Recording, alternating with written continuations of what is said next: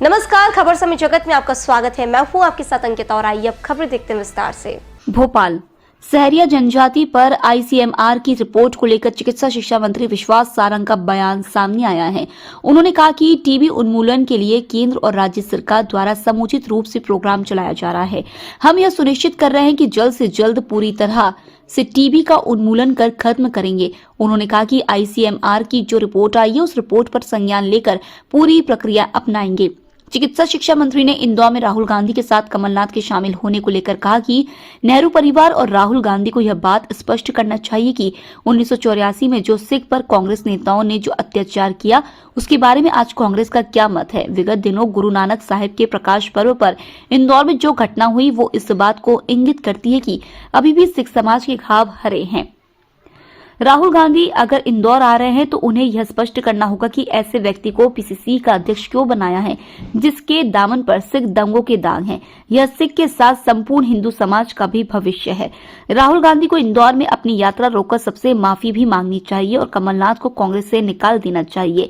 यदि कमलनाथ के नेतृत्व में मध्य प्रदेश में यात्रा निकलती है तो यह इंगित करेगा कि कांग्रेस को सिख दंगों को लेकर उसमें एक माफी मांगने की भावना नहीं है। चीफ कमलनाथ भी रहेंगे। कुछ दिनों पहले पीसीसी चीफ कमलनाथ का वहां पर तगड़ा विरोध हुआ था और जिस तरीके से बयान निकलकर सामने आए थे, क्या लगता है ऐसे में अगर कमलनाथ वहां पर साथ में जाते हैं तो क्या तस्वीर निकलकर सामने आएगी? देखिए, मेरा स्पष्ट मानना है कि नेहरू परिवार को, राहुल गांधी को ये बात स्पष्ट देश के सामने जरूर करनी पड़ेगी कि 1984 में जो हमारे सिख भाइयों के साथ अत्याचार कांग्रेस के नेताओं ने किया था, चाहे वो कमलनाथ हो चाहे जगदीश टाइटलर हो, उसके बारे में आज कांग्रेस का क्या मत है, नेहरू परिवार का क्या मत है। निश्चित रूप से विगत दिनों परम पूज्य गुरु नानक साहब के प्रकाश पर्व पर इंदौर में जो घटना हुई वो इस बात को इंगित करती है कि अभी भी जो हमारे सिख समाज के बंधुओं पर गहरे जो जिस प्रकार से उनके दिल पर गहरे जो प्रभाव पड़ा है वो आज भी हरे हैं। ये निश्चित रूप से कांग्रेस को समझना चाहिए कि सिख समाज के घाव अभी भी हरे हैं। अभी भी उनको इस बात का बहुत दर्द है कि कांग्रेस के नेताओं ने सिख समाज के साथ अत्याचार किए थे। यदि पिछले हफ्ते ही यह घटना हुई है तो राहुल गांधी मध्य प्रदेश आ रहे हैं और इंदौर आ रहे हैं तो उनको उससे पहले इस बात का खुलासा करना पड़ेगा कि उन्होंने ऐसे व्यक्ति को पीसीसी का अध्यक्ष क्यों बनाया है जिसके दामन पर सिख दंगों के दाग हैं। क्या कांग्रेस को और कोई नेता नहीं मिल रहा? और ये केवल सिख समाज का ही विषय नहीं है, संपूर्ण हिंदू समाज का विषय है। तो निश्चित रूप से इंदौर में आ रहे हैं या मध्य प्रदेश में राहुल गांधी आ रहे हैं तो उन्हें अपनी यात्रा रोककर पहले माफी भी मांगनी चाहिए और कमलनाथ को कांग्रेस से निकाल देना चाहिए। यदि वो कांग्रेस में कमलनाथ को रखते हैं और उनके नेतृत्व में यात्रा मध्य प्रदेश में निकलती है तो ये इस बात को इंगित करेगा कि कांग्रेस को सिख दंगों को लेकर कोई भी माफी मांगने की भावना नहीं है। ये निश्चित रूप से दुर्भाग्यपूर्ण है। 1984 में जो दंगे हुए हैं उसके दाग कमलनाथ के दामन पर है और ऐसे व्यक्ति को पीसीसी चीफ रहने का कोई अधिकार नहीं है। अब देखिए, कांग्रेस जिन जिन मुद्दों पर बोल रही है उन मुद्दों पर कांग्रेस ने वादा खिलाफी की। ये वही कांग्रेस और कमलनाथ जी हैं जिन्होंने बेरोजगार युवाओं को वादा किया था कि हम बेरोजगारी भत्ता देंगे। 15 महीने की सरकार में एक भी युवा को बेरोजगारी भत्ता नहीं दिया। हमारी सरकार तो समुचित रूप से हर स्तर पर युवाओं की बेरोजगारी की समस्या को हल करने का प्रयास भी कर रही है और उसमें सफल भी हो रही है।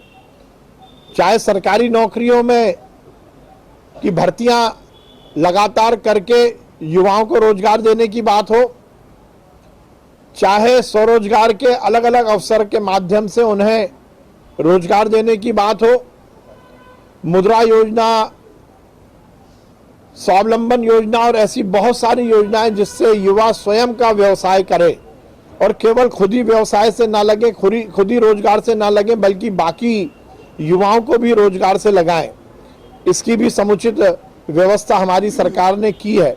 और एक बड़ा काम हमारी सरकार जो कर रही है कि मध्य प्रदेश में बड़े स्तर पर औद्योगिक निवेश लेके आ रही है।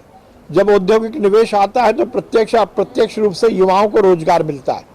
उन कंपनीज में, उन फैक्ट्रीज में जहां पर उत्पादन होता है वहां पर तो युवाओं को रोजगार मिलता ही है, उसके साथ ही उसके आसपास के युवाओं को भी बड़े स्तर पर रोजगार मिलता है। तो हमारी सरकार तो हर स्तर पर युवाओं को रोजगार देने की बात कर रही है। कांग्रेस ने केवल छलावा किया है। ये लाइनें लगी, कालाबाजारी से एक अहम हिस्सा होगा। नहीं, देखिए, किसी भी व्यवस्था को सुचारू करने के लिए प्रशासन का हर अमला लगता है। इसको हम इस ढंग से नहीं देखें कि कोई दिक्कत है इसलिए पुलिस लगी है। जहां भी ज्यादा संख्या में लोग इकट्ठे होते हैं, प्रशासकीय व्यवस्था है, इसमें कहीं कोई दिक्कत नहीं है। ना किसान किसी तरह की दिक्कत में है, ना वो दिक्कत पैदा कर रहे हैं। किसान बहुत अनुशासन के साथ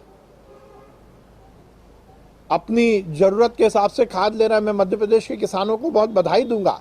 मध्य प्रदेश के किसानों ने बहुत अनुशासन दिखाया है और हमारी सरकार कटिबद्ध है सबको खाद समुचित मात्रा में मिल सके, समय से मिल सके। वैसे तो हर राजनीतिक दल का ये अपना अधिकार है कि वो अपने चुनाव की तैयारी करे, परंतु केवल कागज पर तैयारी कर देने से जमीन पर कोई रिजल्ट नहीं निकलते।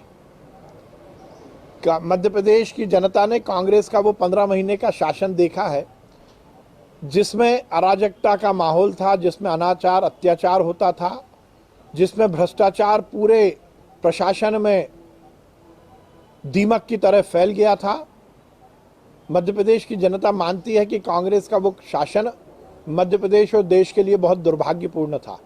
अब कांग्रेस कोई भी स्ट्रेटेजी बना ले, मध्य प्रदेश की जनता ने ये सुनिश्चित कर लिया है कि मध्य प्रदेश में कांग्रेस को कोई स्थान नहीं मिलेगा। पूरे देश में जिस प्रकार से कांग्रेस गायब हुई है, उसी तरह अब जो दहाई की संख्या में मध्य प्रदेश में कांग्रेस के विधायक हैं वो भी नहीं रहेंगे और कांग्रेस पूरी तरह समाप्त हो जाएगी। खबर समय जगत के लिए कैमरामैन शिवम कुशवाहा के साथ आदित्य सराठी की रिपोर्ट।